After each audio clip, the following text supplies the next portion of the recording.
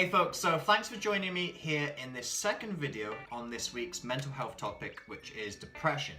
So let's outline some of the strategies and tools that we can use to start to address these main underlying issues and symptoms that come with depression. So for me, going back to my personal experience again, there are two things that I attribute my recovery to depression almost solely to. And both of these were projects of purpose. So the first one was I reached this decision to re-engage with a lifelong dream that I had of becoming an author. Now, I'd done stuff here and there, I'd written a few things and then left it and then tried other things and started again and procrastinated, but I really this time honed in on trying to work towards that and trying to achieve that lifelong dream of publishing a book, of publishing a novel. So what I started to do was I began to work on that novel, and I would do it for a few hours each evening at the end of the day. And through doing this, it gave me a reason to live. Now, I don't want to sound too dramatic, and I don't necessarily mean that in a suicidal sense, but by having that project at the end of the day, as I was trudging through those everyday tasks and activities, as I was feeling that fatigue, it gave me something to look forward to. And it was also somewhere where I had this alternative reality through which I could escape to. So as my current reality was feeling stressful and empty and full of hardship, I could then transport myself to this alternative reality whereby I had power and I had autonomy. I also had purpose. And then in fact, when I went on to publish that first novel at just 20 years old, it was an amazing sense of self-efficacy, of confidence, of achieving something with my life. And suddenly, I didn't feel worthless. I didn't feel like a failure. I didn't feel like my life wasn't going anywhere. I had something now. And that was a really powerful change in my life. So that's the first suggestion that I would give, is engage in a passion project. And then the second purpose project that I had was after that year of depression, and I'd also had a year and a half of suffering with my eating disorder, I started to look at the way I approached exercise and nutrition. So with that second purpose project of exercise in mind, I think another key strategy to overcoming depression is to work on your fundamentals. So what do I mean by this? We have certain physiological needs that need to be met and need to be taken care of. If we don't address these physiological needs properly, then everything else in our life is going to be affected. So these things are sleep, nutrition, and movement. And in fact, I would put them in that order of importance. So sleep, as I discussed in my previous video, in my personal experience of depression, I suffered from insomnia. And I know that is similar with many other sufferers of depression. So what I started to do is I bought a book on how to practice cognitive behavioral therapy on myself to address some of my sleep hygiene habits and some of the negative thinking that I had towards my sleep. Now, you can look at my other videos and other material for advice on how to improve your sleep hygiene. I don't have the time to cover everything here. If you don't sleep properly, that begins to permeate into all the other areas of your life. You won't be able to concentrate. You won't be able to interact in relationships effectively. You won't have the motivation to exercise in the mornings. You won't make good nutritional choices. All these things will start to be affected if you don't sleep right. So next, nutrition. Research is finding increasingly that what we eat has not just a physiological effect on us, but a psychological effect. Some studies have found that eating gluten and grains has a very aggressive impact on our digestive system and causes something called leaky gut syndrome. What happens here is that certain proteins in the grains, of which gluten is one of them, don't get digested and they slip through the gut lining and go into the rest of the body. Now your immune system sees this as a foreign body, an invader, and it attacks it. And this causes inflammation in the body. And if this inflammation occurs in the brain, it has been found that this leaky gut syndrome can be correlated with instances of depression. So eating things that are bad for you is going to have a psychological effect on you. Now, you don't need to go and embark on some fancy diet program. You don't need to go vegan or vegetarian or paleo or slow carb or Mediterranean. We know the stuff that is bad for us. It's the cakes, it's the crisps, it's the sweets, it's the fizzy drinks. Just by cutting these things out, you will feel so much better. When you have a really good, nutritious meal, you don't feel good just because of the sense of achievement or pride in eating healthily. There are actual vitamins, minerals, all sorts of good stuff that is going into your body and is making you healthy in so many different ways. And then we have movement. Now, movement is something that I would especially emphasize for depression sufferers. Now, why is this? Let me drop some science on you. Do you know that the neurotransmitters that antidepressants operate on are the same neurotransmitters that are activated by exercise? So my question is to you, instead of taking antidepressants, why don't we just get everyone to exercise? Now, cynic in me suggests that there's a disparity in the money that can be made between the two, but I digress. Exercise activates all of your feel-good neurotransmitters. It floods your body with endorphins. It activates your serotonin neurotransmitter, which is our feel-good neurotransmitter. It activates our dopamine transmitter, which is our reward neurotransmitter. Also through exercise, we get that feeling of achievement, of success, and thus that purpose that is so lacking in people with depression. So I'd highly recommend that anyone suffering with depression gets out and does some movement. Now, it doesn't have to be Tough Mudders or triathlons or anything crazy like that. Just getting out and joining a yoga class or going to the gym a couple times a week, or even just going out and walking. Walking is one of the most underrated yet most effective methods of movement that we have. So that's tip number 2, remember the fundamentals. So tip number 3 is to focus on small victories. Now, what do I mean by this? We've discussed previously that people with depression really struggle with everyday tasks, chores, and activities. You'll know that it's hard to get out of bed in the morning, it's hard to do your laundry, it's hard to go out and do the shopping. So when you manage to achieve these things, give yourself some praise. Just because other people find these things easy, you know that you don't find these things easy.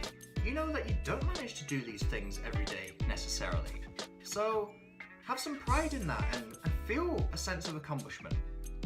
Turn your life into a game and try to seek out as many of these small victories as possible.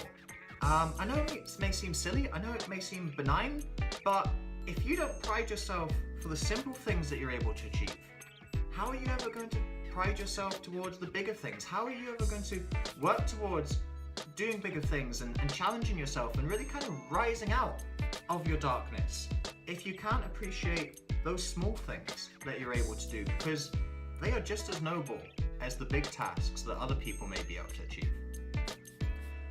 If you want to learn more about this, McGonigal is a researcher who has literally done research into how you can improve your emotional well-being by turning your life into a video game.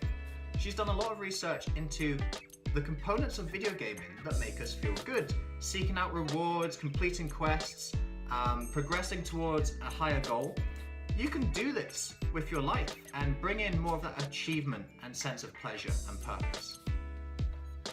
Also on this, as a kind of extra note, this is something that I didn't do when I was depressed, but I know it would have helped me when I was.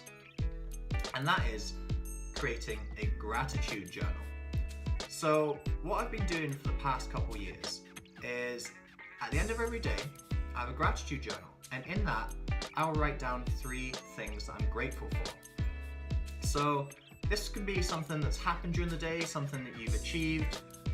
or something that just is an ever-present source of gratitude. You know, we have so much to be grateful for in the Western world, and we can sometimes forget that. We forget about the abundance. So focusing on these things, focusing on the fact that we've got a roof above our heads, that we have an abundance of food, that we've got the internet, that we've got technology, that we've got people in our lives. You know, these are all things to be grateful for, and by counting your blessings, you create this shift from a negative bias to a positivity bias.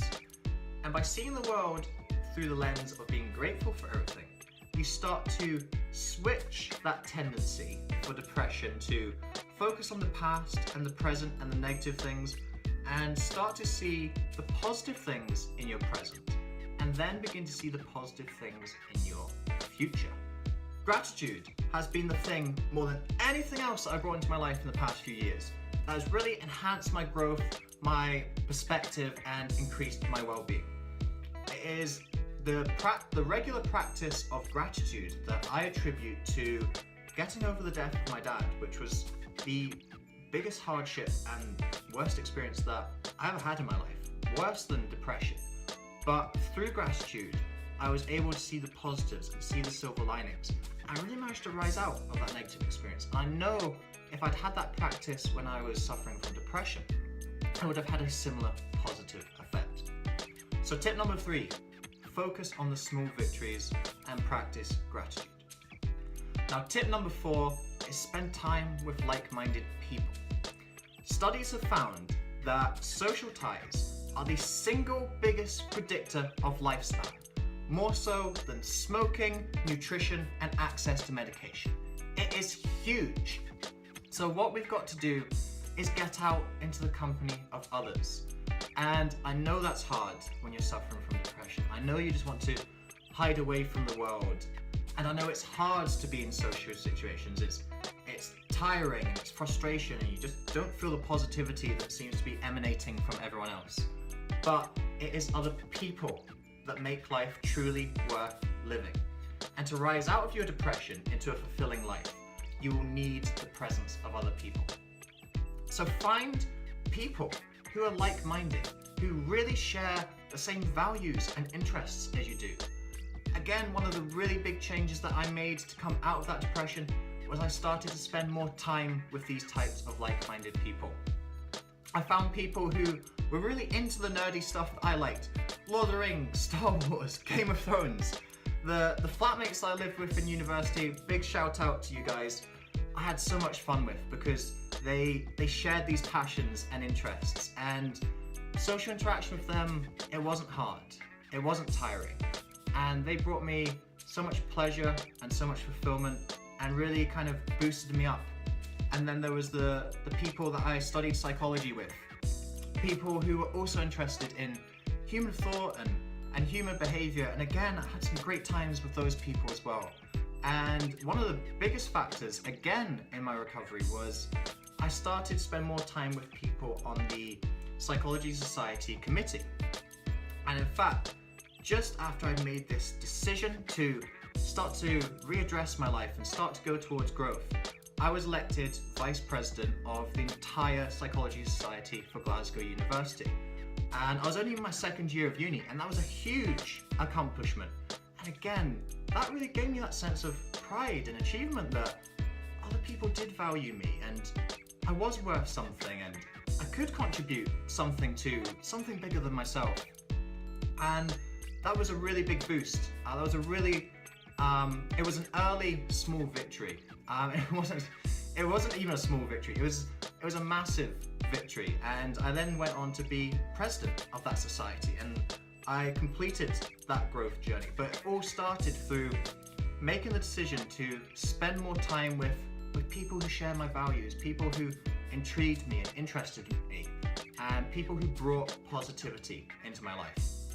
And I really can't stress how much other people have changed my life, how they've brought so much growth and fulfillment into it. So I know the tendency is to hide away and to put up the barriers and just try to find your small moment of escapism and release from the world.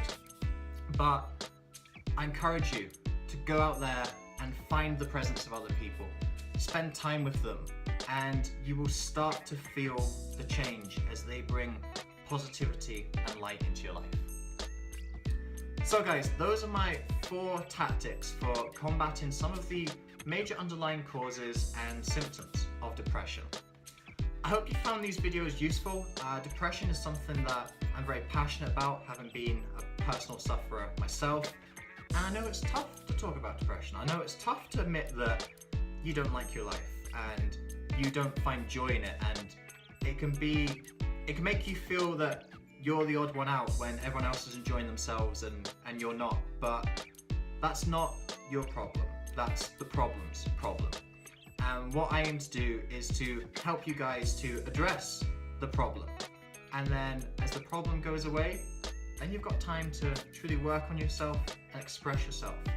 And you come out into not just recovery, but into a higher sense of being that you never had before.